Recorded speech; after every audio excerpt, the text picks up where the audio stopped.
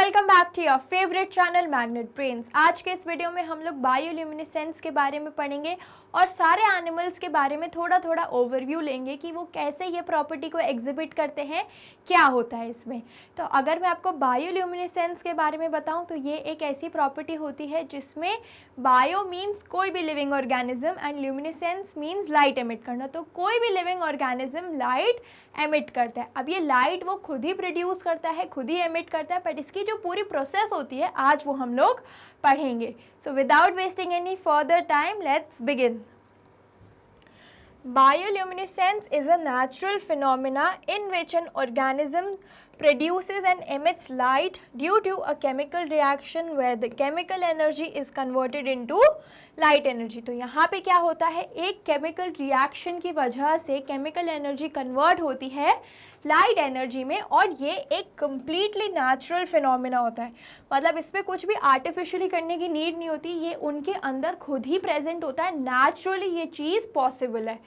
अब the sparkle of fireflies on a summer night is produced as a result of chemical reaction in their glowing abdomen। तो हमने पढ़ा कि ये possible होता है जब एक केमिकल रिएक्शन की वजह से केमिकल एनर्जी कन्वर्ट होती है लाइट एनर्जी में।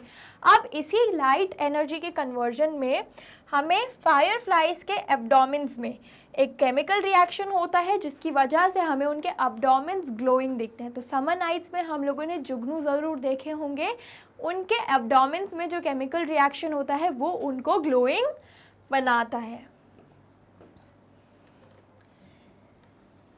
Bioluminescence occurs due to chemoluminescence reaction where the enzyme luciferase catalyzes the pigment luciferin।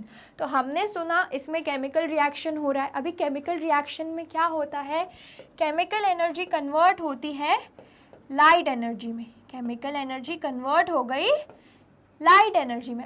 Light energy में कन्वर्ट तो हुई, पर किसकी पिगमेंट की वजह से? तो एक पिगमेंट होता है ल्यूसीफेरिन, उसकी वजह से ये कन्वर्ट हुई। और अब एक रिएक्शन है तो उसमें उसका कुछ रेट भी होगा, मतलब कितनी ड्यूरेशन में वो रिएक्शन कंप्लीट हो रहा है। तो उस रिएक्शन को जो स्पीड अप करता है वो होता है ल्यूसीफेरस, जो कि एक एंजाइम होता है। Energy is utilised in most of the reactions. तो सारे रिएक्शंस, मोस्टली रिएक्शंस में एनर्जी यूटिलाइज होती है and the reaction takes place inside और आउटसाइड द सेल। तो रिएक्शन सेल के अंदर भी हो सकता है या सेल के बाहर भी हो सकता है। तो अगर मैं आपको एक रैप अप करके दूं तो अभी तक हमने ये पढ़ा कि ये केमिकल रिएक्शन होता है जिसमें ल्यूसीफेरिन जो पिगमेंट होता है उसकी वजह से ये पॉसिबल है, एंड इसमें केमिकल एनर्जी कन्वर्ट होती है लाइट एनर्जी में। अब बायोल्यूमिनेसेंट एनिमल्स, कौन से एनिमल्स में हमें ये फिनोमेना दिखता है? तो bioluminescence is common in sea dwellers. हम बेसिकली ये फिनोमेना देखते हैं जो एनिमल्स जो हमें सी के पास होते हैं, ओशंस के पास होते हैं या बीचेस के पास होते हैं। फॉर एग्जाम्पल जेलीफिश, स्टारफिश जैसे एनिमल्स में हमें ये चीज़ बहुत ज़्यादा कॉमन दिखती है। अब कुछ एनिमल्स इसको खुद को प्रोटेक्ट करने के उसमें यूज़ करते हैं, एंड कुछ एनिमल्स इसको सामने वाले एनिमल को डराने में यूज़ करते हैं। तो मतलब ये डिफेंसिव एंड ऑफेंसिव दोनों तरीके में एनिमल्स यूज़ करते हैं अपनी नीड के हिसाब से। Sharks are some marine organisms that exhibit bioluminescence। तो हमने पढ़ा सी ड्वेलर्स में ये पॉसिबल होता है, जैसे कि जेलीफिश, स्टारफिश या शार्क्स हो गई उसमें।